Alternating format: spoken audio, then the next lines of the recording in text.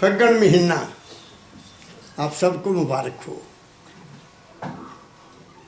इस महीने में होली खेलते हैं बहुत लोग, रंग डालते हैं एक दूसरे के ऊपर। यूपी में तो बहुत ज़्यादा, यहाँ भी लोग ऐसा करते हैं। और किसी को कोई पता नहीं है होली का मतलब क्या है ना, बस रंग करना है, रंग डालना है। बहुत बड़ी, ये बहुत बड़ा महत्वपूर्ण दिन है होली का, बाद में बताऊंगा। लेकिन क्योंकि आज महीना है फग्गन का, स्वामी जी क्या कहना चाहते हैं वो बताता हूँ। थोड़ा सा पानी पिला दे गरम। फग्गन महीना निकालो।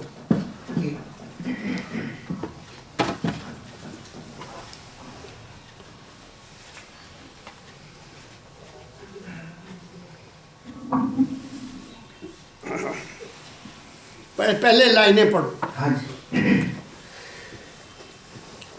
कुल मालिक राधा स्वामी दयाल की दया, राधा स्वामी सहाय। फागुन मास नौवा, उतरना सूरत का बीच 9 द्वारों में, और फंस जाना मन और इंद्रियों का संग करके। आज स्वामी जी कुछ कहना चाहते हैं। उन्होंने ये क्यों लिखा ये तो वो जाने।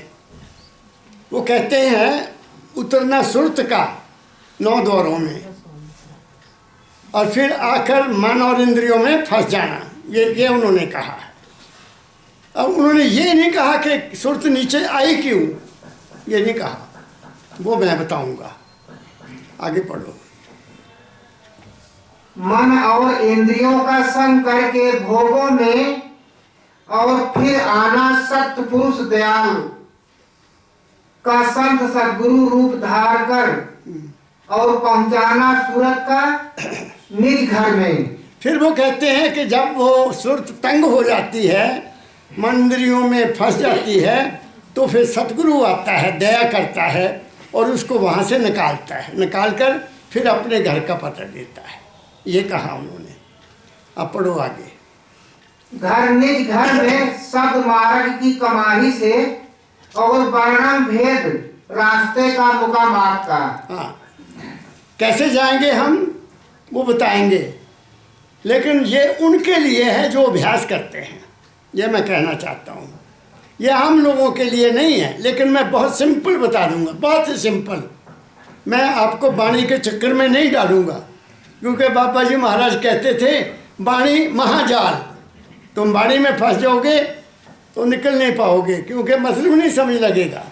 तो फकीर जी महाराज ने कृपा करके हमें बिल्कुल साफ कर दिया, वो मैं बताऊंगा। चलिए। फागुन मास रंगीला आया, धूमधाम जग में फैलाया। घर घर बाजे गाजे लाया, झांझ मजीरा डफ बजाया। यह नर देही फागुन मास, सूरत सखी आई करन विलास। मन इंद्री संग खेली फागे, उतते सोईत ते जागे। मुंह करके बोला करो बस, मुंह ऊपर को करके बोला करो। किताब नहीं सुनती, मैं सुनता हूँ। जग में आ संजोग मिलाया। स्वामी जी महाराज क्योंकि यूपी में रहते थे, तो वो कहते हैं कि इस महीने में घर घर में बड़ी रौनक लगी है, बाजे बजते हैं, ढोल बजते हैं, मजीरे बजते हैं। क्यों? क्योंकि ये होली का महीना है। अभी भी आपने देखना, मुझे याद है कि जैसे होली आएगी हमारे पंजाब में या यहाँ जहाँ भी यूपी के लोग आए हैं, वो छुट्टी लेकर घर चले जाएंगे 5 दिन के लिए, आएंगे 15 दिन के बाद, क्योंकि होली खेलते हैं। ये तो होली का वहाँ का रहने वाला, इसको पता होगा। तो वो वहाँ का जिक्र कर रहे हैं कि जब होली आती है तो लोग बहुत खुशियाँ मनाते हैं। क्यों मनाते हैं ये तो वो जाने, क्यों ढोल बजा लेते हैं, क्यों, क्या क्या उनको पता है कि क्या कारण में ढोल बजाते हैं? बेटे बैठ जाओ। आवाज का टेस्ट भी कर दो डरते हैं। आवाज माइक भी क्या कहती हैं?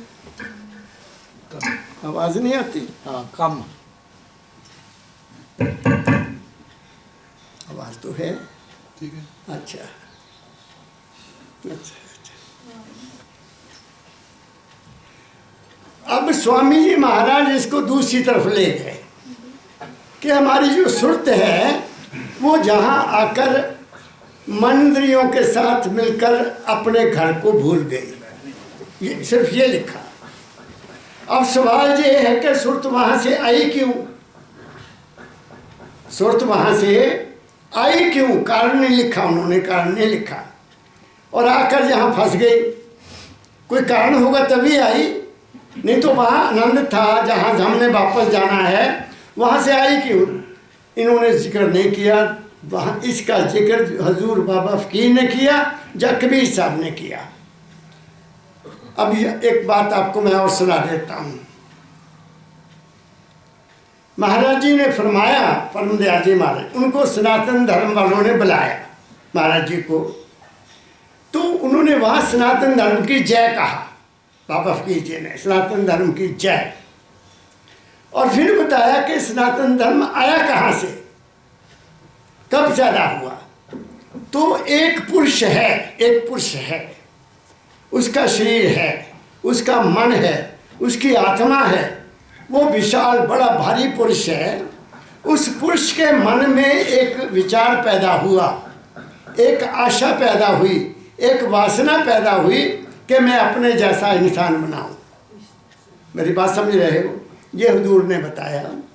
और इसको आगे दाता दयाल जी महाराज ने और लिख दिया कि वो जो विशाल पुरुष है, जो सारा धरती जितनी भी है ये उसका शरीर है। जो उन्होंने कहा ये जितनी धरती है ये उसका शरीर है, जितने पहाड़ हैं ये उसकी हड्डियां हैं, जितनी नदियां हैं वो उसके शरीर की नस नाड़ियां हैं, ऐसा उन्होंने कहा। और जितने वन हैं, वन वृक्ष हैं, वो उसके शरीर के बाल हैं, ऐसा उन्होंने कहा। और परम दयाल जी महाराज ने कहा कि वो एक विशाल पुरुष है, उसके अंदर एक वासना पैदा हुई और उसने अपने जैसा एक आदमी पैदा कर दिया, ये उन्होंने कहा।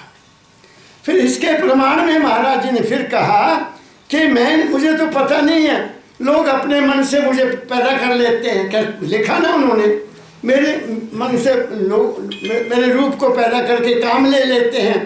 तो कहते हैं मुझे विश्वास हो गया, हाँ वो पुरुष है। और उसके पुरुष के मन में क्या पैदा हुई, एक वासना पैदा हुई, एक इच्छा पैदा हुई कि अपने जैसा पैदा करूं, और उसने मनु को पैदा किया। मेरी बात समझिए, हम आगे नहीं जाएंगे। स्वामी जी ने ये नहीं लिखा कि वो वासना से आए। कबीर ने कहा कि हम एक इच्छा लेकर यहाँ आए हैं, एक वासना लेकर आए हैं, किसी कारण से हम जहाँ आए हैं वहाँ से हम वैसे नहीं आए।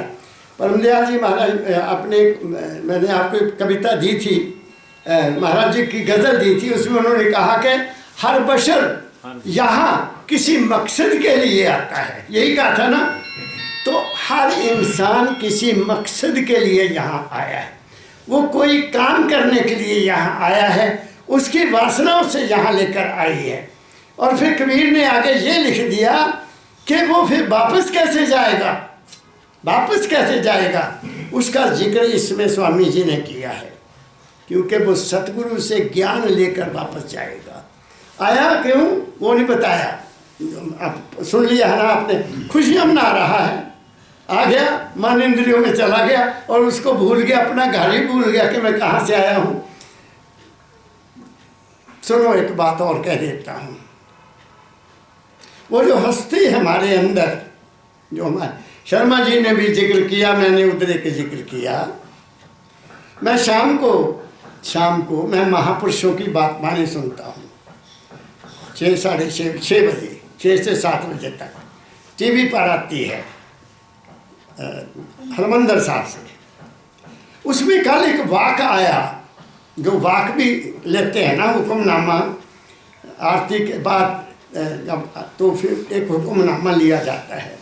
उसमें श्री गुरु नानक साहब की वाणी आई।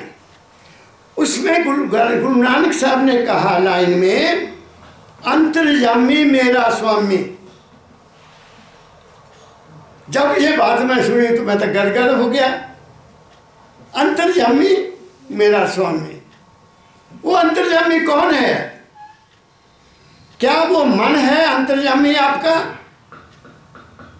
क्या वो आत्मा है आपके मन अंतर्यामी? नहीं, वो हस्ती है जो तुम्हारे शरीर के अंदर का सारा इंतजाम करती है। तुम्हें पता नहीं है, बात को पकड़ो अशोक कुमार।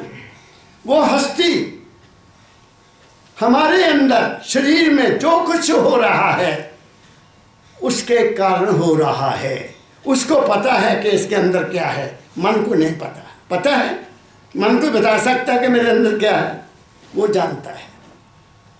वो हस्ती हमारे मन के चक्कर में आकर इंद्रियों में आ गई, आंखों में आ गई, कान में आ गई, रसना में आ गई, सिर के अगले हिस्से में पहुंच गई, तो वो यहाँ के बाहर के आनंद में मस्त हो गई और अपने घर को भूल गई। अब संतों ने कहा, मेरे दाता परम दयाल जी महाराज ने कहा कि अगर वो हस्ती आपकी 5 इंद्रियों के बैठकर तुम्हें आनंद देती है, अगर वो वापस चली जाए अपने घर में तो तुम्हें कितना आनंद मिलेगा। बात को पकड़ो, मेरी बात को पकड़ो।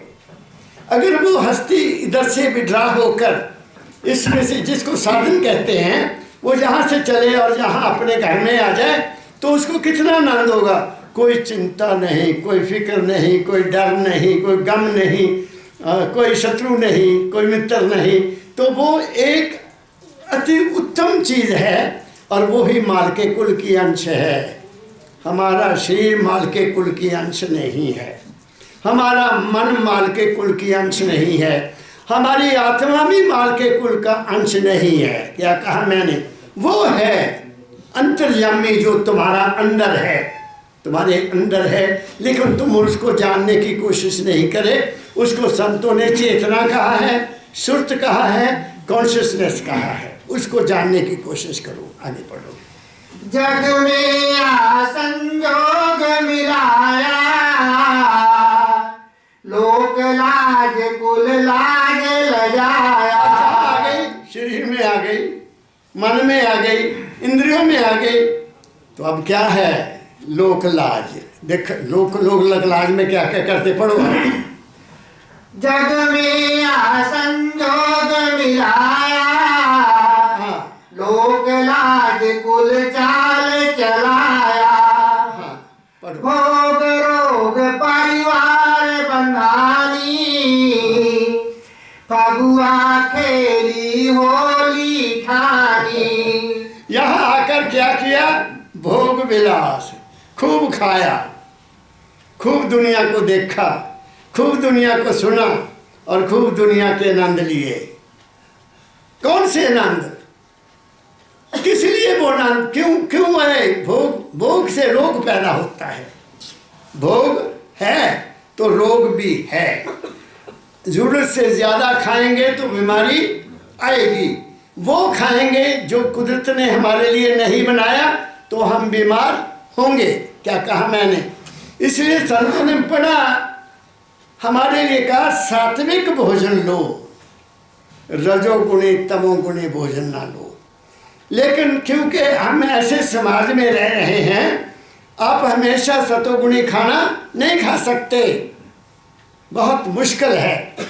तुम्हें किसी शादी में भी जाना है, तुम्हें किसी परिवार में भी जाना है, तुमने कहीं दुनिया के कारोबार में भी जाना है, तो कहाँ सात्विक मिलेगा आपको? सात्विक तो घर में मिलेगा। हक हलाल की कमाई तो घर में मिलेगी, बाहर नहीं मिलेगी। मेरी बात समझ रहे हो ना? तो संतों ने कहा कि आप अपने सतगुरु का शब्द लेकर अपने साधन करो, अंदर में साधन करो, यहाँ बैठो, इंद्रियों से खंचो अपने मन को, तो शून्य में चल जाओगे। शून्य में जाओगे तो शरीर शून्य हो जाएगा। फिर आगे स्टेज है महासुन की। जब आप गुरु के ध्यान में मस्त हो जाओगे तो महासुन होगा। वहाँ ना रजोगुण है, ना सतोगुण है, ना तमोगुण है, वहाँ कुछ भी नहीं है। क्या कहा मैंने? तो सतोगुणी रजोगुणी से निकलने के लिए संतों ने क्या बताया कि साधन करो, गुरु की आज्ञा का पालन करो और तुम्हारा कल्याण हो जाएगा। लेकिन यहाँ अभी हमारी सुरत दुनिया की लोक लाज में पड़ी हुई है। लोक लाज तो देख ही लो क्या है, क्या होता है। मेरे ठाकर साहब आते थे यहाँ, आज नहीं आए। उनकी लड़की 36 साल की हो गई। मैंने उनको कहा लड़का है ठाकर साहब आ जाओ, है ना, पता किया। नहीं जी हम तो ठाकरों में ही लड़की बुलाएंगे, क्योंकि लोग लाज है। लोग क्या कहेंगे, लोग क्या कहेंगे। किसकी लड़की एक है, कर्जा उठाकर लड़की के ऊपर खर्च कर देंगे। लोग क्या कहेंगे, एक लड़की थी वो भी अच्छी शादी नहीं की।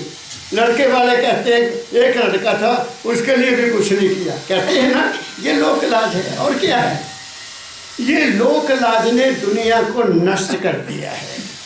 लाज उस मालिक के हाथ में है।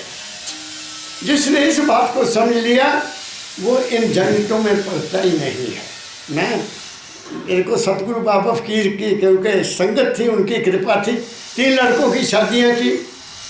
उनको कहा मुझे कुछ नहीं चाहिए, बिल्कुल नहीं कुछ भी चाहिए। लेकिन लोकलाज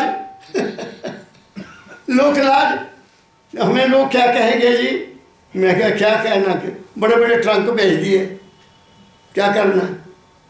फिर छोटे लड़की की शादी, मैं अपनी बता रहा हूँ, शादी की, बड़े बड़े पलंग भेज दिए। बड़े बड़े पलंग बड़ी मुश्किल से ऊपर चढ़ाए। 3 महीने के बाद देखा उनको कौन लग गया उनको कौन लग गया। मैंने फ़ोन किया, मैं कहा जी ले जाओ जी अपना दाज, हमें नहीं चाहिए। बच्चे चले गए कनेडा। मेरी बात समझिए ना, ये लोक लाज ने हमें तबाह कर दिया है। ऐ इंसान कभी कर्ज मत उठा, कभी भी कर्ज ना लो। ये तुम्हारे मन की शांति को एकदम बंद कर देगा। मैं अपनी सुनाता हूँ आपको अपनी बात। मैं सत्संग है ना, तो जब तक अपना प्रमाण ना दोगे तो तुम्हें विश्वास नहीं आएगा। मैं प्राइवेट कॉलेज का प्रिंसिपल बन गया। वो जो मैनेजर थे वो पैसे वाले थे। वो एक दिन मुझे कहने लगे, साहब आप इतनी दूर से स्कूटर से आते हैं, आपको कार चाहिए, कार होनी चाहिए। मैंने सोचा कि तू बड़ा आदमी है, पैसे वाला है, फीस देखो सबकी तनख्वाह देता है, तो ये तो कार तो मुझे ले देगा और ड्राइवर भी दे देगा। और 15 दिन के बाद उसने मुझे कह दिया, साहब आज कार हमें चाहिए, कहीं जाना है, तो मैं स्कूटर पर आ जाऊँगा। मैं कह इनकी कार नहीं लूँगा। बात समझ गए, मैं इनकी कार नहीं लूँगा। मैं बैंक गया, पैसा मेरे को भी थोड़ा रिटायरमेंट हो गई थी था, तो कोई 50,000 कम हो गया। तो बैंक वाले सारे वाकफ। मैं कहा यार कार लेनी है। कहते सर हुक्म करो, कितने पैसे चाहिए। मैं कहा 50,000 चाहिए। लो 50,000 सेंक्शन हो गया, ड्राफ्ट बन गया। लुधियाने से जाके मैं कार लेके आया। मेरा दोस्त चला के आया, मैंने तो चलानी नहीं सी आनी। मेरा दोस्त सुनते जाना, अपनी बीती कर्ज की बात बता रहा हूँ। चलो गाड़ी आ गई। अब मैं तो ड्राइवर रखा फौजी, 1800 रुपये महीना। कहना जी 1800 लूँगा। मैं क्या कोई चल। सुबह आना उसने 8 बजे, 9 बजे कॉलेज पहुँच जाना, वहाँ से 2 बजे चला, 3 बजे कार गाड़ी खड़ी हो गई। महीने के बाद बैंक का नोटिस, आप अपनी इंस्टॉलमेंट पेश करो 2,500 रुपया 2,500। पेंशन थी 4,500।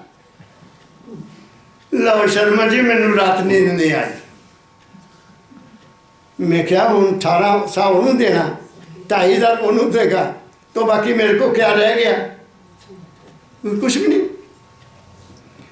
बड़ी चिंता, रात को बिल्कुल नींद ना आए। मैं इधर नूं कर बिठ लवां, इधर नूं कर बिठ लवां। मैं सवेरे सोचा मेरे को प्लॉट है 62,000 का, 1 कनाल खरीदा था। मैंने बच्चों से भी बात नहीं की और बच्चे मैंने कहते डैडी वो ना बेच देते हो, आज तो 40 लाख से बेचता हूँ। मैं क्या छड़ गल, मेरी शांति की कीमत कोई नहीं है। The peace of mind is the greatest wealth. ऐ इंसान, तेरे मन की शांति के बराबर में कोई पैसा नहीं है, कोई जायदाद नहीं है, कुछ भी नहीं है। मैंने दोस्त को पूछा, मैंने कहा मैं प्लॉट भेजना, कहता मेरा ज्वाई ने लेना। मैं कहा चल फिर तो घर की गल है, ये किन्ने पैसे? मैं कहा जिन्ने मर्जी दे दियो। 1.5 लाख च भेज दिता। वो पैसे पहला लाए, रात में बड़े मजे ਨਾਲ सुता रोटियां तेन खा के। बात मेरी समझ गए? कर्ज नहीं लेना, किसी दोस्त से पैसा नहीं लेना। देना मुश्किल होता है, लेना बड़ा आसान होता है, ये मैं आपको बता देता हूँ। मन की शांति रखना है तो अपने, बाबा फकीर जी कहा कर, cut your coat according to your cloth. बाबा फकीर जी कहा अपना कपड़ा उतना ही लगाओ जितना तुम्हारे शरीर को चाहिए। इसलिए कर्ज नहीं लेना है, अपना खर्च को कम करो, अपनी आमदनी में रहो, वरना तुम बेचैनी से, चिंता से होता क्या है? बीमारी होती है। सब बीमारियों की जड़ शर्मा जी क्या है? ज़्यादा खाना और चिंता करना, 2 चीज़ें हैं। इसके अलावा कोई बीमारी का कारण नहीं। हाँ, कोई पिछले जन्मों की कर्म हो तो मैं कह नहीं सकता। तो कबीर ने कहा कुछ करने कुछ कर्मगत कुछ पूर्वले लेख। कोई पूर्व लेख हो तो कोई ना कोई कष्ट आएगा, वो नहीं बच सकते हम, लेकिन बचने की कोशिश करो। अब मेरी सुरत जहाँ आके फंस गई तो फिर क्या कहते हैं स्वामी जी? आगे चलो। धूल उड़ाई छानी खाकर, ये खाक उड़ाना ही है ना। तो क्या कर दिया? गुलाल इधर इधर पानी। मैं जब यहाँ था हुशियारपुर में, जब मैं पढ़ता था तो यहाँ ढोल बजते थे सड़कों के ऊपर। गोबर भी गुलाया होता था, गोबर वो भी फेंक देते थे। अरे ये कौन सी होली हुई? बात समझ गए? कौन सी होली हुई? होली क्या है? सुनो, ध्यान से सुनो। ये होली क्यों मनाई जाए? ये होली का नाम क्या है? ये हिरण्यकश्यप की बहन थी। होलिका हिरण्यकश्यप की बहन थी। और उस हिरण्यकश्यप का एक लड़का था प्रहलाद, और वो इतना ताकतवर था राजा, उसने स्कूलों में कह दिया कि कोई राम की पूजा नहीं करेगा। जैसे कहा जा, जल में राम, थल में राम, है भी राम, होशी भी राम। ये कौन सा राम? ये तो मैं कहने नहीं चाहता, लेकिन ये कहा जाता। तो उसने कहा ये स्कूलों में नहीं गाया जाएगा, वहाँ गाया जाएगा जल हरनाकश, फल हरनाकश, ये नाकश, वो भी नाकश। ये हुक्म दे दिया, अपने राज में हुक्म दे दिया। अब किसकी ताकत? किसकी ताकत? तो उसका लड़का स्कूल को जाता था पढ़ने के लिए। उस वक्त ये भेदभाव नहीं होता था कि राजे के लड़के फॉरेन में पढ़ेंगे या बड़े कॉलेजों में पढ़ेंगे, या सब बराबर होते थे, कोई ऐसी भेदभाव नहीं था। तो एक दिन वो जा रहा है तो कुम्हार ने आवा लगाया हुआ, आवा जानते हैं? बर्तन, कच्चे बर्तन लगा देने, उसमें लकड़ियाँ लगा देनी, पाथियाँ लगा देनी, फिर उसको ऊपर से लिप देना, थोड़े थोड़े गलियाँ रख देनी, फिर आग दे देनी। और कुछ दिन के बाद वो आग से वो पक जाते थे, बर्तन पक जाते थे। यहाँ होता था, जब मैं पढ़ता था यहाँ कॉलेज में, तो इसी रोड पर, जहाँ से कोई 100 मीटर पर एक कुम्हार की दुकान थी, वहाँ बढ़िया बर्तन मिल जाते थे, यहाँ इसी रोड पर। अब नहीं है, अब वो टांडा रोड पर चले गए हैं। तो वो क्या हो गया कि कुम्हारी आग तो दे दी, वो रो रही है जो उसकी पत्नी थी, और अपने पति को कोस रही है कि आपने आग लगा दी। तो वो प्रार्थना कर दी, सच्चे पातशाह, एक बर्तन में बिल्ली ने बच्चे दिए हुए थे, उनकी तूने रक्षा करनी, तूने रक्षा करनी। ऐसी बैठ गई वो। उसका मन बड़ा साफ था, बस यही प्रार्थना करती, सच्चे पातशाह, और बिल्ली के बच्चे बेकसूर हैं, गलती से रखो गए, आपने हमें माफ़ करना, नहीं तो वहाँ से बड़ा भारी पाप हो जाएगा। तो प्रहलाद वहाँ से जा रहा है। उसने कहा तुम क्या ये नाम ले रही हो? राम राम, मेरे पिता का जाप करो। वो बचा कहती वो नहीं बचा सकते बच्चा, उन बच्चों को बचाने वाला केवल वो मालिक है, तेरे पिता नहीं बना सकते। कहता अच्छा जे वो ना बचे और जल गए फिर तेरा राम क्या करेगा? कहती नहीं, जब उसने दया कर देनी तो वे बच्चे मरेंगे नहीं। अच्छा, कहता जिस दिन खोलना होगा तो मेरी हाजिरी में खोलना, आपने मेरे से झूठ नहीं बोलना। उसको बुला लिया, आज आवा खुलेगा, ठंडा हो गया, सारे बर्तन निकाले, वो बर्तन बिल्कुल कच्चा और उसमें बिल्ली के बच्चे। ये देख बच्चा, अपने राम ने इनको बचा दिया। स्कूल जाकर होका फेर दिया, मेरा पिता हरनाकश राम नहीं है, वो नहीं बचा सकता किसी को। राम ही जपो, जल में राम, थल में राम, जहाँ सब जगह राम है। ये उसने प्रोटेस्ट कर दिया। अब उसको बड़ा पिता को गुस्सा आया, बहुत गुस्सा आया, और कहा इसको तो सजा देनी चाहिए। मास्टरों को कहा इसको समझाओ। वो कहता मैं नहीं मानूंगा, सिर्फ राम एक है, वो मालिक है, सिर्फ वो ही बचा सकता है। आप में तो हस्ती कोई नहीं है, आप में ये हस्ती नहीं है। उसको बहुत बड़ी बड़ी सजाएं दी गई, बहुत बड़ी सजाएं दी गई। तो कहते हैं कि उसकी जो बुआ थी वो मरा नहीं। कई तरह के, लंबी हो जाएगी कहानी, कई तरह के साधन किए गए, पहाड़ से गिराया गया, हाथी के आगे गिराया गया, बड़ा कुछ किया, ऐसा नहीं हुआ। तो उसकी जो बहन थी होलिका, उसने अग्नि का जाप किया हुआ था, अग्नि, और वो अग्नि उसको नुकसान नहीं पहुंचाती थी। मैं एक बार, हम कॉलेज से आए, एकदम कॉलेज से आए तो 4 प्रोफेसर भी आए, तो हमीरपुर की बात, वहाँ जलेबी बहुत बनती थी, चलो आज जलेबी खाते हैं। तो दुकान पर गए, कहते आज क्या जलेबी नहीं बनाई? कहते जी क्या करूं? एक भाई आया था, उसने कहा जलेबी बना दे। मैंने कहा भाई बैठ, अभी मैं पट्टी जलाई है, थोड़ी तेल गर्म है, मैं बनाता हूँ। उसने मेरी पट्टी ठंडी कर दी। मंत्र है, आग ठंडी हो जाती है, मंत्र है। तो कहता अब मैं क्या करूँगा? उसको बेनती करूँगा, जाऊँगा, मनाऊँगा कि मेरी पट्टी गर्म हो जाए, तेल गर्म हो जाए। तो ये होलिका ने मंत्र किया हुआ था। उसने कहा भाई छोड़, ये नहीं मरेगा, मैं तू छत्ता बना, सीता बना बहुत बड़ी, और मैं बैठना, इसको अपनी गोद में लेकर बैठ जाऊँगी, अग्नि लगा देना, मैं बच जाना, इन्हें जल जाना। ऐसा ही किया गया, ऐसा ही किया गया। उस बच्चे को गोद में लेकर बैठ गई ऐसे, और आंखें कर ली बंद। उसने भी माँ के लाल ने आंखें बंद कर ली। उसका तो उस पर विश्वास था। होलिका को अग्नि पर विश्वास था, होलिका को केवल अग्नि पर विश्वास था। उस बच्चे को उस मालिक पर विश्वास हो गया था कि जलती अग्नि में बिल्ली के बच्चे नहीं जले तो मैं कैसे जल सकता हूँ। जब राख हो गई, होलिका जल गई, और वो राम राम करता उठकर बैठ गया। मेरी बात समझ गए?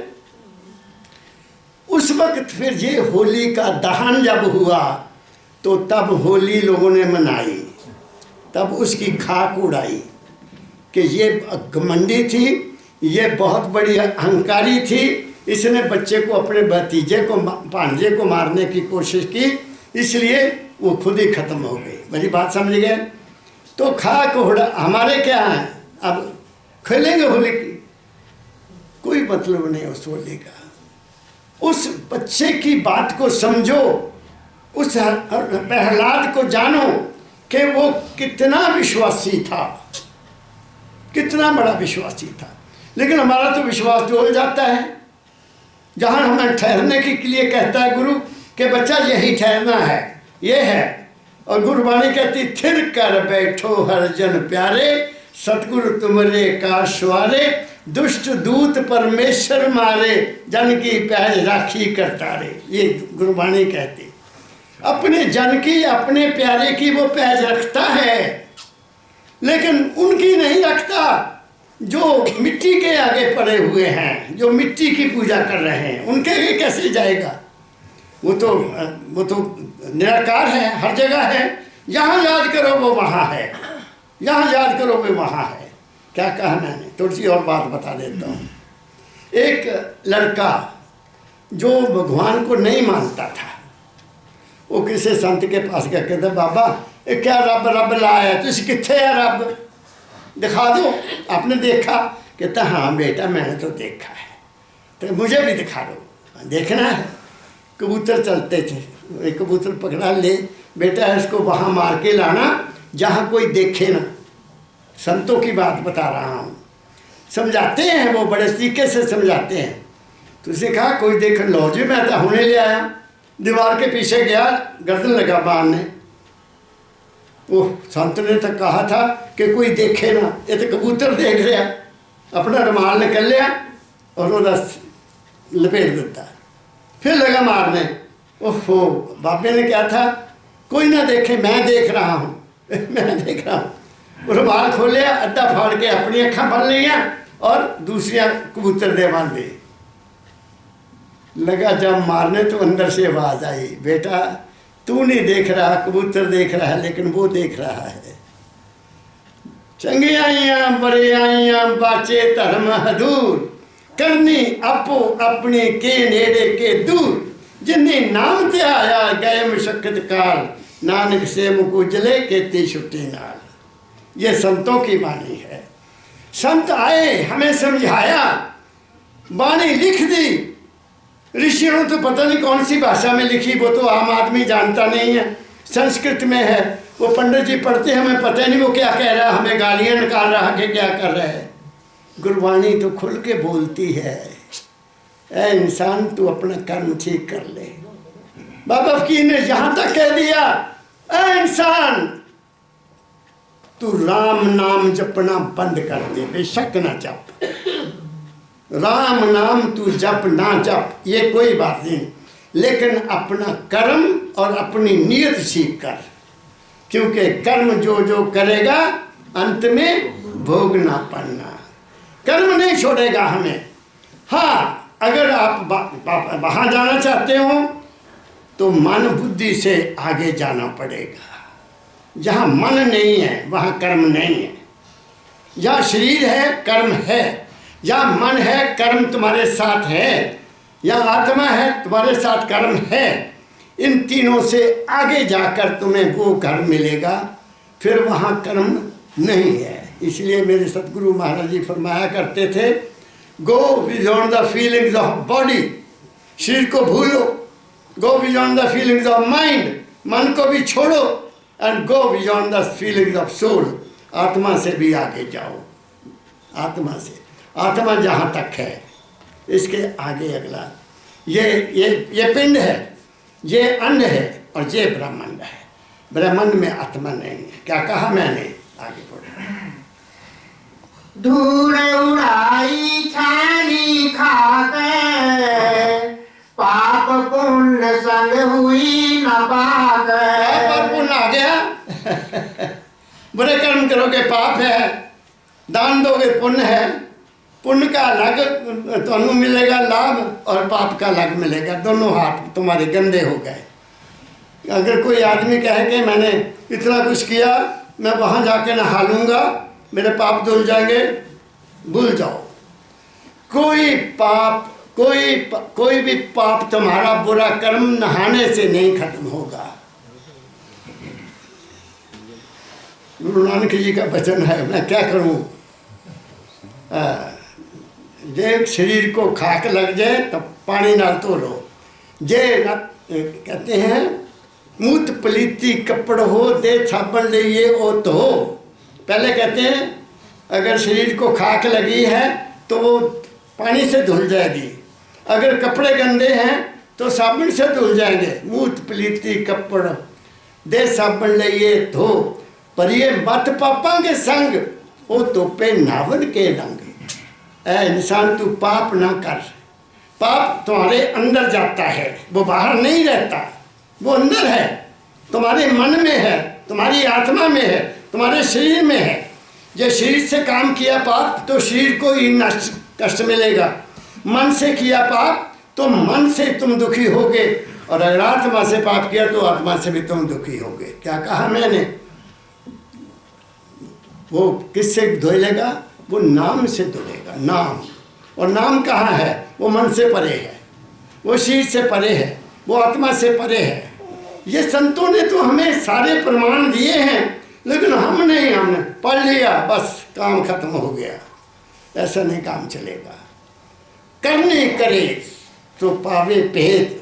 जब तक करने नहीं करेंगे, हम इस सच्चाई को अपने ऊपर उतारेंगे नहीं, उसको प्रैक्टिकल अपने जीवन में नहीं लाएंगे, हमें कुछ भी मिलने वाला नहीं है। वाचक ज्ञान से काम नहीं चलेगा। आगे पढ़ो। इच्छा गुण संग हुई नापाक। हम नापाक हो गए क्योंकि हमने असलियत को छोड़ दिया। हम मन और इंद्रियों में फंस गए, हम शरीर के सुखों और मन के सुखों में फंस गए और हम अपने घर को भूल गए। आगे। इच्छा गुण संग मैली भई, रंग तरंग वासना लई। फल पाया भुगती 84। फल मिलेगा।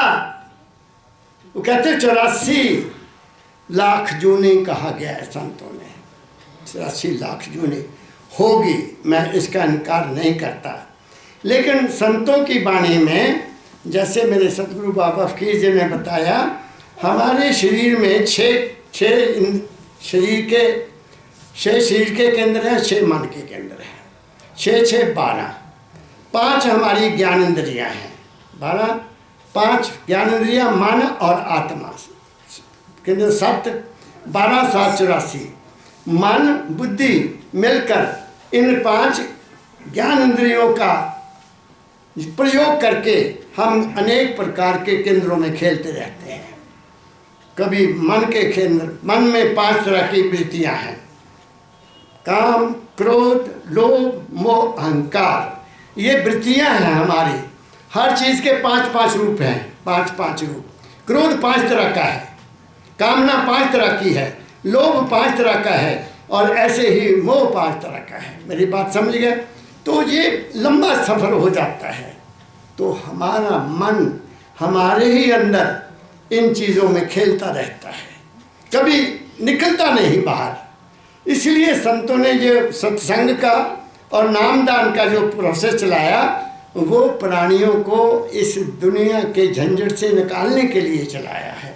आगे बढ़ो। फल पाया भुगती 84।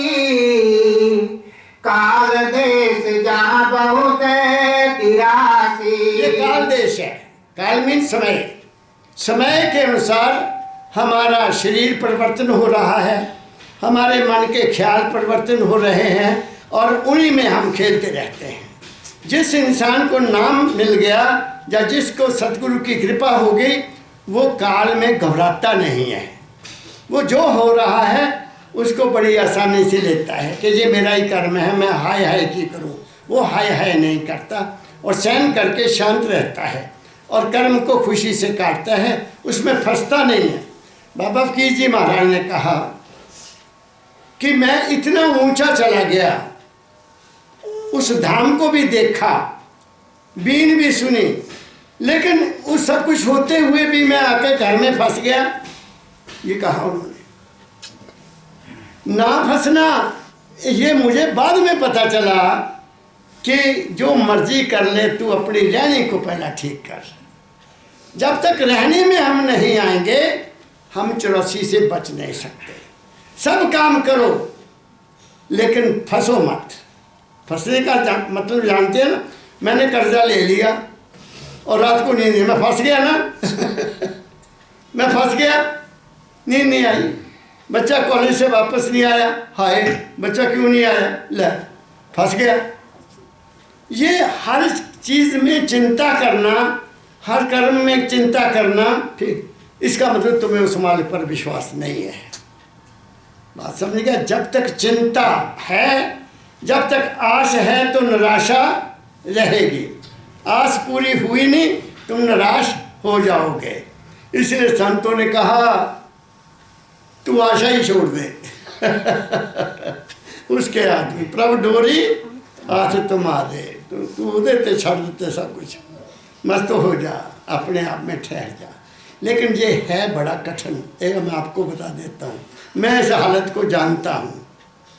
कभी कभी मन में मैं भी फंस जाता हूँ, लेकिन सतगुरु की दया इतनी है कि मुझे चेतना हो जाती कि नो इट इज़ रॉन्ग। लेकिन रात को जो स्वप्न आते हैं वो नहीं छोड़ते, कॉलेज के जो खा के खाया हुए वो नहीं छोड़ते। एग्ज़ाम कल अरे एग्ज़ाम लेना है, बच्चे थोड़े हैं, अच्छा चलो छोटे कमरे में ले लूँगा, सपना शुरू हो गया। बात समझ गए। कभी कॉलेज में जाना है, कपड़े नहीं मिल रहे डालने के लिए, वो मेरे कितने रख देते, पैंट कितने रखती, कोट कितने है, ले ये सपना। सवेरे उठ के कहूँगा वाह लानत तेरे, वो बाबा फकीर दी तू इन्नी संगत की थी फिर भी तेन नहीं छड़दा। ये बड़ा मुश्किल है। बड़ी बात समझ गए, आगे चलो। हंस हंस माया जाल बिछाया, निकसन की कोई राह न पाया। कहते हैं माया हंसदी है। अगर मैं तुमने दसिया ना किसी लड़की की शादी की थी, रोटी भी नहीं खिला सके लोगों को, एक कुड़ी, वो कुड़ी ने दान भी नहीं दिता कुछ भी। इसको कहते हैं माया हंसदी है। लोग ताने मारते हैं ना, साड़ी कुड़ी सी ऐसी है कि ना करिए, कर्ज ले लेंगे, ये माया है।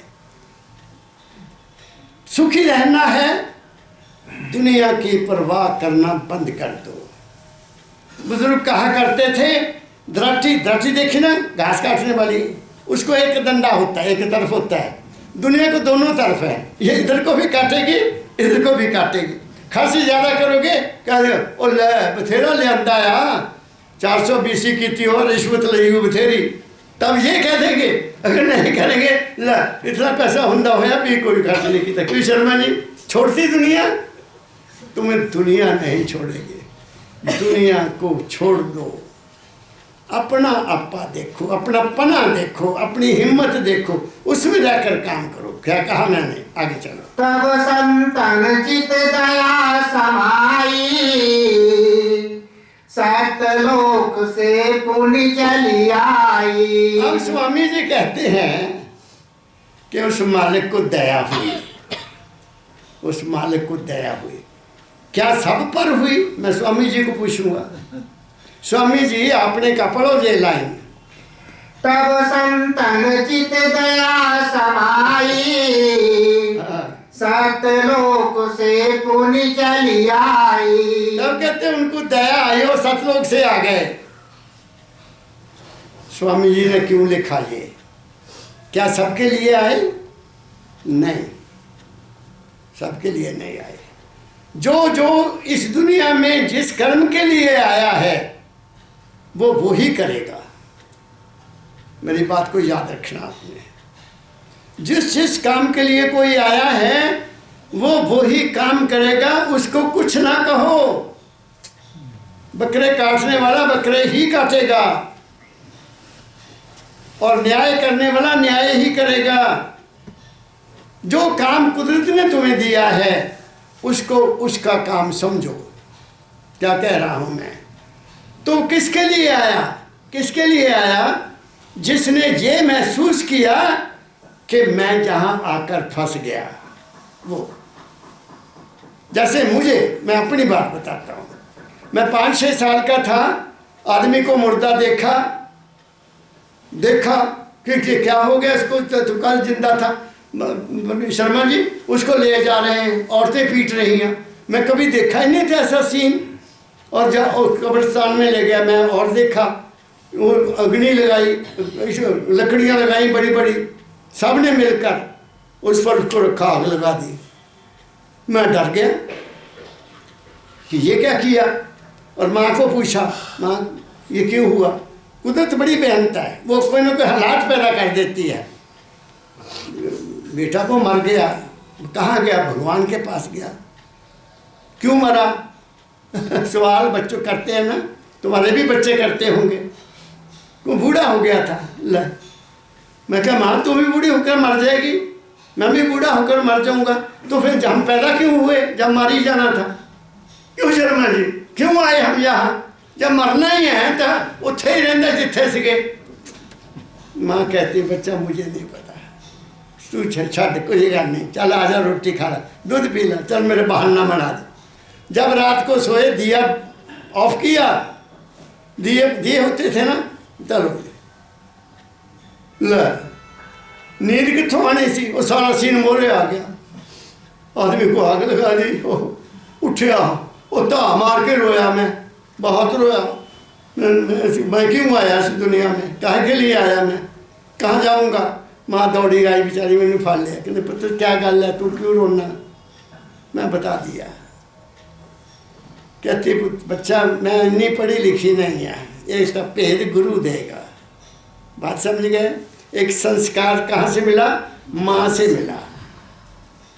बस गुरु ही ज्ञान देता है। अब गुरु की खोज की, तड़प रहा था, तड़पता रहा, खाना छोड़ दिया, खाना 10वीं नहीं खाना, बड़ा कुछ किया। 12 साल के बाद बाबा फकीर मिले और सारे भ्रम मेरे दूर कर दिए। बच्चा तू ये है, बात मेरी समझ गए। गुरु महान है, लेकिन मिलना बड़ा मुश्किल है, ये मैं बता देता हूँ। गुरु खोजो री जग में रत्न जही, वही है सब कुछ, बाकी कुछ नहीं है। वो निस्वार्थ होता है, वो निर्लेप होता है, वो निर्बंध होता है। बाबा फकीर निर्बंधी थे, कभी प्रवाह नहीं कहते आग लगे मानवता मंदिर को, मेरा नहीं है ये मैंने क्या लेना। क्या कहा मैंने, 95 साल की उम्र तक गुरु का गुण गाया उन्होंने। मैंने देखा उनको जाते होते, मैंने उनको जाते देखा। मेरी बात समझ गए। आते थे, मैं रिसीव करता था वहाँ रिक्शे से, लेकर कमरे में आना। मेरी बात समझ गए। और गुरु बहुत मुश्किल मिलता है, बहुत मुश्किल मिलता है, मैं आपको बता देता हूँ। जब उसकी रहम होता है तो गुरु मिलेगा, नहीं तो नहीं मिलता। क्या कहा मैंने। इसलिए क्या संत कहते हैं, वो आए, फिर क्या किया उन्होंने, आगे चलो। तब संतन चित दया समाई, सतलोक से पुण्य चली आई। दोबारा आए सतलोक से, आगे। ज्यों त्यों 84 से काढ़ा, नरदेही में फिर ले डाला। अब कहते हैं उस जीव को जो वहाँ से आकर 84 में फंसा हुआ था, उसको निकाला। कैसे निकाला, ज्ञान से, समझ देकर। कैसे समझ दी, मुझे तो मेरा पता है, मुझे कैसे समझ दी। जब मैंने कहा पिताजी ऐसे ख्याल आते हैं, मैं दुखी हो जाता हूँ, लो हल मिल गया। ऐसे बूटे को पानी नहीं देना। मेरे सारे विचार जो द्वेष के थे, ईर्ष्या के थे, लोगों की सुनता था तो दुखी होता, वो बंद हो गए। क्या कहा मैंने, एक तरफ हो गया। लो दुनिया करती, करने दो, तू अपना काम कर, तूने क्या लेना। मेरी बात समझ गए। मैं आपको एक बात बताता हूँ। एक दफ़ा हमारे कॉलेज में शर्मा जी यूनिवर्सिटी से चिट्ठी आ गई कि आप कल्चरल प्रोग्राम का यूथ फेस्टिवल कराओ। प्रिंसिपल ने मुझे बुला लिया, कहते कमल ऐसा ऐसा है, चिट्ठी आई है, कैसे करें। मैं कहा सर एक्सेप्ट करो। कहता ले 400 लड़का आएंगे, लड़कियां आएंगी, उनको ठहराना। मैं कहा कॉलेज में कमेटियां बनाओ, वो भी नए प्रिंसिपल थे, कमेटियां बना दो, इंतज़ाम ठहरने का ये करेगा, क्या नाम है, टेंट का इंतज़ाम ये करेगा, खाने का इंतज़ाम ये करेगा, सबकी ड्यूटी ला दो। कहते हैं मुश्किल है। मैं कहा कोई मुश्किल नहीं, तुसी मैनू दसो की करना मैं करूँगा। I have accepted challenges of life, ताकि कॉन्फिडेंस बना रहे। कहते बड़ा भारी टेंट चाहिए, आदमी चाहिए। मैं कहा कोई नहीं सर, मैनू एक दफ़ा एक मौका दो, अज का दिन, कल नूं दसूँगा। मैं स्कूटर उठाया, मैं बाजार आ गया, शहर में आ गया, बस स्टैंड के पास पहुँचा तो वहाँ टेंट लगा हुआ। मैंने कहा यह पूछ लेता हूँ। मैं एक बुजुर्ग बैठे थे, मैं कहा बाबा जी ये टेंट तो अड्डा। कहना हाँ जी। मैं कहाँ से, वो होशियारपुर से। मैं कहा जी बड़ा टेंट लाना पड़े, जब बच्चों का इंतजाम करने लो, कहते मैं तो यूथ फेस्टिवल हुशियारपुर कॉलेज के करता रहा हूँ। मैं शेर हो गया। कुदरत बड़ी बेअंत है ना। मैं क्या तुम कॉलेज आओ, उस कॉलेज आ गया तो उससे सारी गलबात हो गई। कहता जी खाना भी मैं दूँगा, दसो की खाना मैनू की दोगे? मैनू कुर्सियाँ नहीं दोगे, 1000 कहोगे कुर्सी आ जाएगी। टेंट कितना लाना दस दो, मैं उन्ना ला देना, बाकी थोड़ा इंतजाम है। खाने का टेंट का मेरा रहा। बात खत्म हो गई, असी चिट्ठी एक्सेप्ट कर ले। अब आ गया टाइम। तो जो प्रोफेसर जेलसी करते हैं ना, वो गए प्रिंसिपल साहब, सर इस दफ़ा स्टेज का काम किसको देना है? कहते प्रोफेसर कमल करेगा। कहते सारे काम तो उन्होंने देते हैं। कहते मैंने तो आपको पूछा था भाई, आप क्यों नहीं माने? इतना नहीं ठीक जी, कहते सारे काम उन्होंने दिया करो। एक और भी चक्कर था, क्योंकि मैं हुशियारपुर से था, वो हिमाचल था। तो जो हिमाचल के प्रोफेसर थे वो हमारे से खार करते थे, शर्मा जी अभी भी है। चलो फंक्शन शुरू हो गया। सरदार साहब थे, बहुत अच्छे प्रोफेसर थे। देवल साहब वहाँ से सोलन थे। मेरे को उन्होंने घर में भी बुलाया एक दफ़ा, तो उन्होंने खुद माइक संभाल लिया। कहते मैं ही करूँगा। वो प्रोफेसर मेरे को आए, जेड़े मेरे खिलाफ गए सी, मेरे को यार कमल तू इतना काम करता है, सरदार नूं पता नहीं की हो गया, तेनू क्यों नहीं सैकटरी बनाया? मैं क्या जी उन्होंने मर्जी है, मैनू की लोड़ पई है बनने की? मेरी बस दुनिया दूरी है। मैं दुनिया नूं समझ गया, मैंने दुनिया को जान लिया, और बाबा फकीर ने मुझे रास्ता बता दिया और मैं शेर हो गया। जो करेगा सो भरेगा, मैं को बहु उदास। ठीक है ना? प्रीता तेरी झोपड़ी घर कठिन के पास, जो करनगे सो भरनगे, हमको बहे उदास। बस मस्त आ गई। क्या कहा मैंने? तो गुरु संभाल करता है, तुम मान लो कि वो है, वो है। कहाँ है? जहाँ तुम हो वहाँ वो है। क्या कहा मैंने? इस द्वैत को छोड़ दो कि वो वहाँ है, वहाँ होगा ज्वाला जी में, वहाँ होगा। मैं तो खंडन नहीं करता, लेकिन क्या करूँ? वो जहाँ तुम हो, जहाँ तुम्हारा विश्वास है, जहाँ तुम्हारी श्रद्धा है, जहाँ तुम्हारा प्यार है, अगर अंदर प्यार है तो वो अंदर है, अगर बाहर प्यार है तो वो बाहर है। इसलिए दुविधा को दूर कर दो, वो तुम्हारे से दूर नहीं है। फकीरा गुरु तो तेरे पास दाता दयाल, गुरु तेरे तन में, गुरु तेरे मन में, गुरु तेरे सांसों सांस। अब बताइए तो और किसको लेना है? कहाँ है वो? तुम्हारे घट में है। घट में दर्शन पाओगे, संदेह इसमें कुछ नहीं। आप मेरी बात समझ गए? दाता दयाल कहते हैं खोज लो घट में मुझे, मैं तो तेरे घट में हूँ। ये सब संतों की वाणी है, और यही श्री गुरु नानक देव जी ने कल कहा, ओह अंतर्यामी मेरा स्वामी। वो जरा मेरे अंदर है, वही है मेरा गुरु, तो वही है मेरा मालिक। ये उन्होंने कह दिया। मैं शेर हो गया कल। मैं किसी को बोलने नहीं देता, मैं बैठ जाता हूँ अपने सोफे के ऊपर, कंबल लेकर लगा लेता हूँ, सामने टीवी बड़ा लगा दिया, सिर्फ देखने के लिए, गुरबाणी को देखने के लिए, क्योंकि उसमें सभी संत हैं, सभी गुरु साहबान हैं, सबकी वाणी है। तो वो मैं चिंतन करता हूँ, उसके ऊपर चिंतन कर। बाबा फकीर के तो जो बताया है वो तो मुझे पता ही है, लेकिन फिर वो पॉलिश हो जाता है, रोज रोज पॉलिश हो जाता है, साफ हो जाता है, गंदगी नहीं रहती। आगे चरण प्रताप शरण में आए, तब सतगुरु अति कर समझाए। तुमको फिर कर फागुन आया, संभल खेलियो हम समझाया। तब असली फागुन होगा। वो तूड़ उड़ाने वाला नहीं, अंदर है फागुन, खुशी।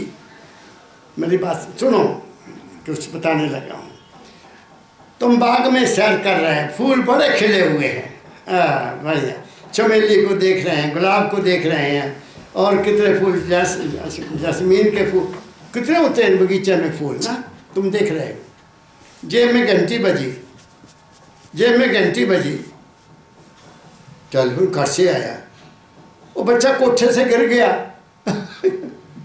घर से आया टेलीफोन। तुसी दसो वो बंदा जड़ा इन्ना खुशी ले रहा सी फुलना ते उन्हें खुशी रही, खुशी कुड़ू हो जाएगी, दौड़ेगा घर को।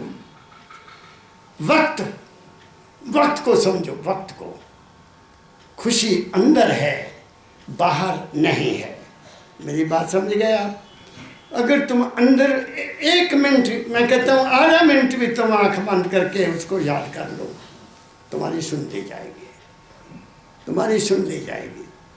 ज़्यादा देर बैठने की जरूरत नहीं है। तुम ये समझ लो कि वो कहाँ है, इतना मान लो कि वो कहाँ है, घट में है, तुम्हारे मन के विश्वास में है, तुम्हारी मन की श्रद्धा में है, तुम्हारे मन के प्यार में है, बस इतना है। और गुरु की बाणी में है। बाणी गुरु, गुरु है बाणी विच, बाणी अमृत सारे, बाणी में है। बाणी पकड़ो, बाणी को सुनना नहीं है बल्कि उसमें रहना है, उसमें रहना है। कैसे रहना है वो भी बता देता हूँ गुरु नानक साहब की, जपजी साहब की आखिरी पौड़ी है।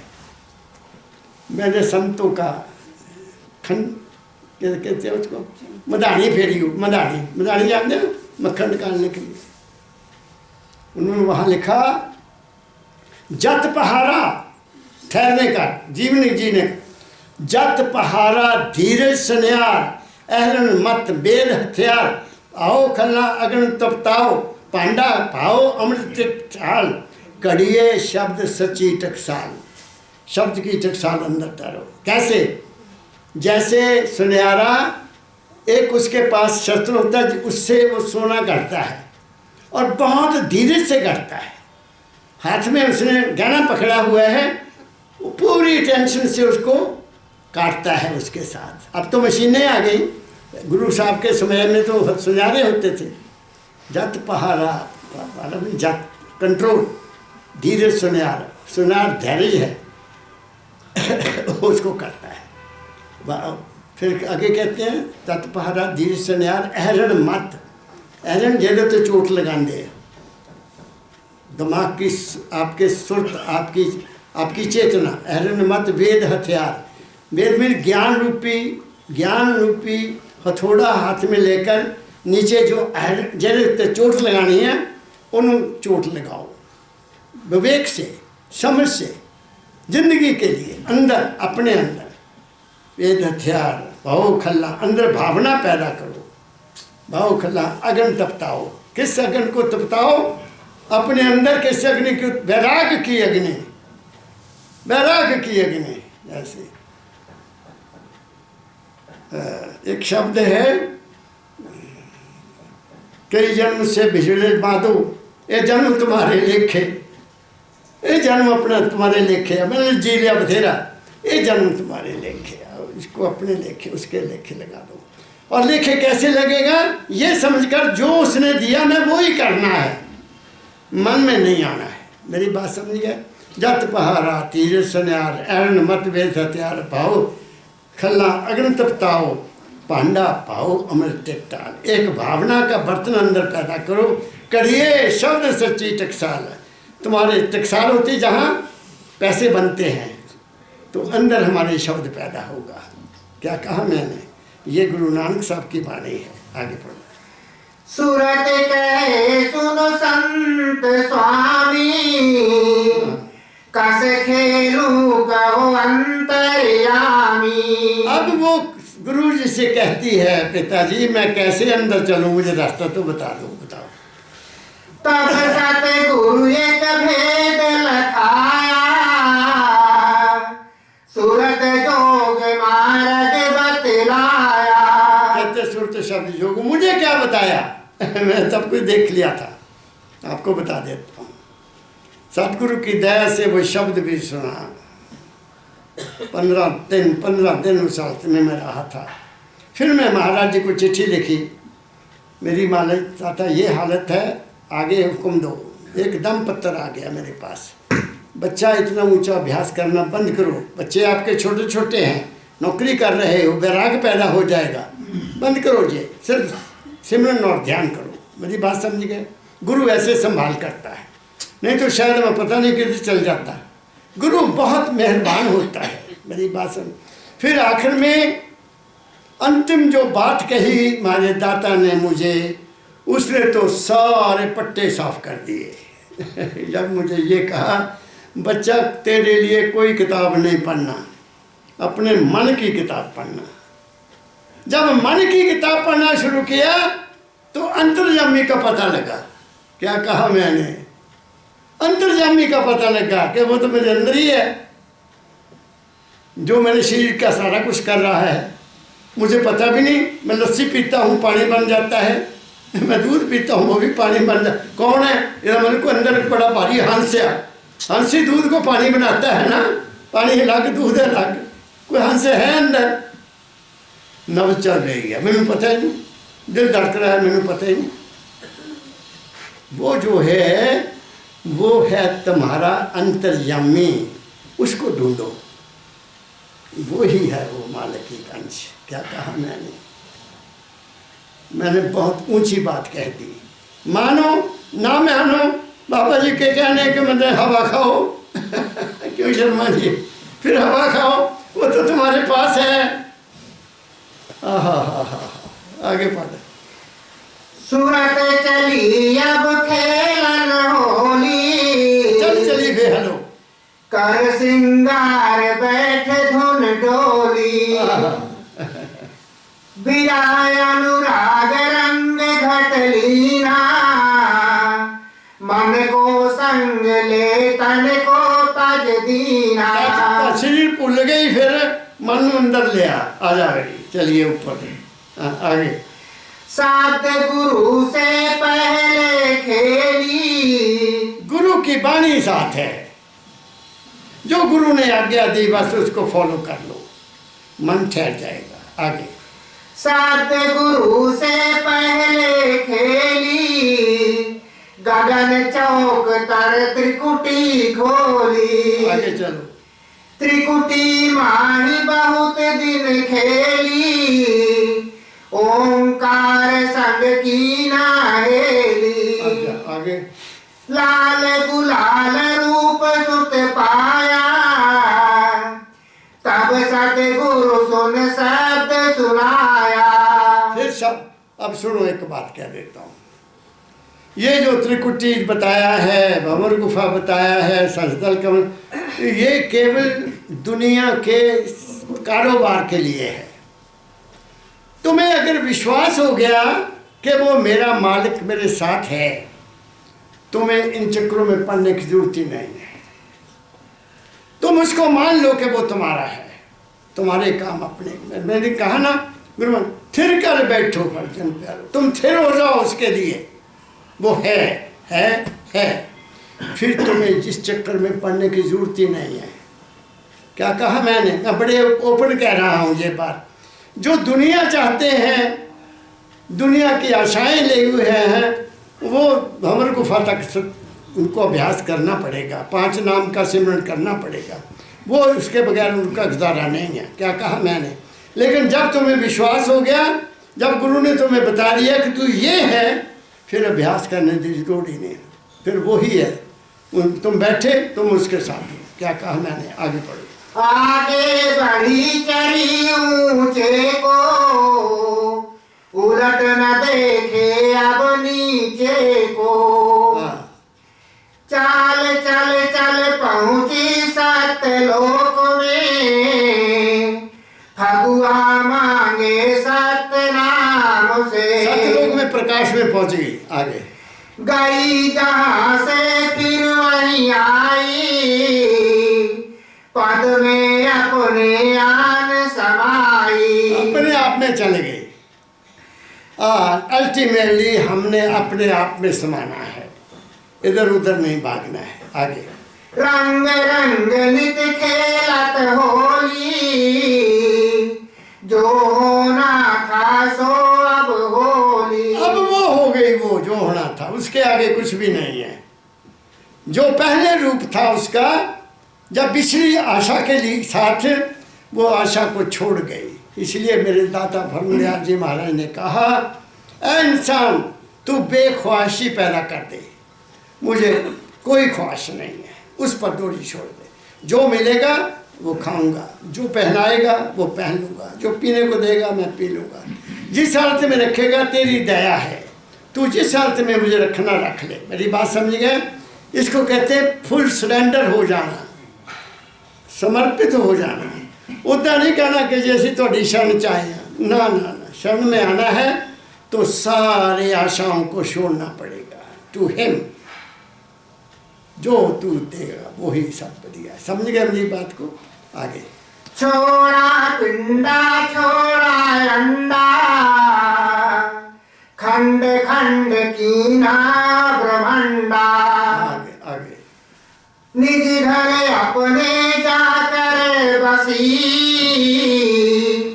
सत सत धुन बीना रसी। हंस रूप अब धारा असली, देह रूप बहुतक तब फसली। शरीर मन के साथ संबंध उसका लिमिटेड हो गया। बस सुरत आए जब देह में पढ़ो, अगला दोहा पढ़ो।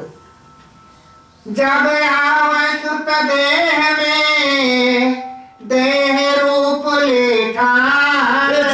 फिर वो क्या जीव है? जब हम जीव शरीर में आ जाते हैं तो हम जीव हैं, इंसान हैं। आगे जब चढ़ उलटे सुनने को, हंस रूप पहचान। हम यहाँ से ऊपर जाएंगे तो हम हंस रूप हो जाएंगे। हंस मीन वो ऐसी वैसी चीज नहीं खाता, सिर्फ दूध पीता है या मोती चुगता है। आगे सूरत रूप अति अचरजी, वर्णन किया न जाए। उस मालिक का कोई रूप नहीं है, वो बेअंत है। गुरु गोबिंद सिंह साहब जी महाराज ने उनकी प्रशंसा की है, बहुत लंबी प्रशंसा उस अकाल पुरुष की है। कोई रूप नहीं है, कोई रंग नहीं है, कोई जात नहीं है। तो ऐसे ही जो हमारी सुरत है उसका भी कोई रूप नहीं, लेकिन वो है क्योंकि वो उस अकाल पुरुष की अंश है। इसलिए उसके बारे में बताया नहीं जा सकता वो क्या है सही, महसूस करता हूँ आई एम। फिर अंत में वो कहाँ जाएगी? शब्द रूप होकर अपने घर में वापस चली जाएगी। मेरी बात समझ गए? ना वहाँ दुनिया है, ना दीन है, ना गुरु है, ना चेला है, ना दुख है, ना सुख है, ना पाप है, ना पुण्य है। वहाँ एक हस्ती की हालत हो जाती है। जैसे दाता ध्यान ने लिखा परमदयाल जी को, राधा स्वामी का रूप लख तू व्यापक संसारा। संत सारे संसार में व्यापक, गुरु नानक सब व्यापक हैं, जितने सहवान हैं सब व्यापक हैं, जितने संत हैं सब व्यापक हैं। जहाँ याद करोगे उनकी वाणी के साथ तुम्हारा लिंक हो जाएगा। मेरी बात समझ गए? तो बहुत कुछ मैंने आज आपको कह दिया। बात को समझो, चक्कर में नहीं पड़ना। मान लो कि वो है और उसका विश्वास करो। सुबह शाम उससे मांगा करो, बजाय मूर्ति के मांगना या मंदिर में मांगना। भिखारी मत बनो, राजकुमार बनो, उस मालिक के राजकुमार बनो, तुम्हें अपने आप सब कुछ मिलता जाएगा। इन्हीं शब्दों के साथ मैं आप सबके लिए बहुत बहुत शुभकामना रखता हूँ। मालिक आपको जीने का ठीक रास्ता दे, आप दुनिया से इस जनरों से फ्री हो जाए, लोक लाज में ना पड़े, सिंपल जीवन को जियो, सिंपल खाओ और खुश रहो। सुबह शाम राम नाम, दिन को काम, रात को आराम। सबको राधा स्वामी, राधा स्वामी, राधा स्वामी, राधा स्वामी।